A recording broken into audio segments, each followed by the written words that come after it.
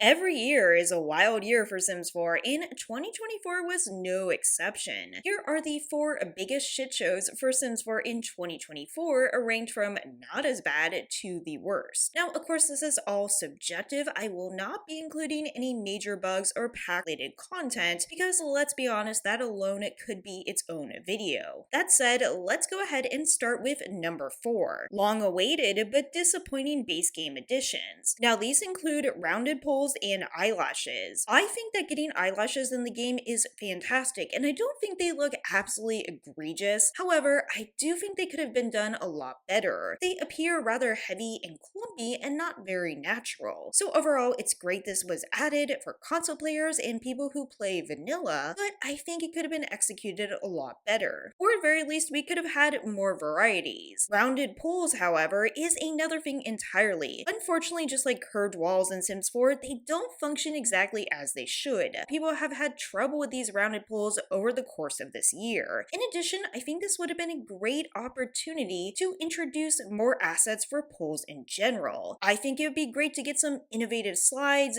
diving boards, and other interactive content, maybe even pull volleyball. Now, honestly, I didn't really expect that, but I'm just saying I think it was a missed opportunity. That said, of course, they were still fairly welcome additions, even if not done very perfectly. That's why it's ranked last in the most offensive. Coming in next is the emphasis on time-limited events. Now, this was not entirely new for Sims 4, and obviously this is a strategy they want to do in order to potentially increase engagement. The idea is they are a time-limited experience centered around some kind of a theme, and you get rewards and, of course, gameplay opportunities. The community opinions on this is very split. Some people really enjoy these, some people hate them. We had the Happy at Home event, the Reaper's Rewards, and of course the Cozy Celebrations event. Personally, I think the last one seemed the most rushed and could have had more nuance, but on the other hand, it is during a time period that many people might not be playing anyway. Regardless, I can see the appeal of these for some people, and I will argue that for the Reaper's event, there were some improvements made, especially with what you could earn.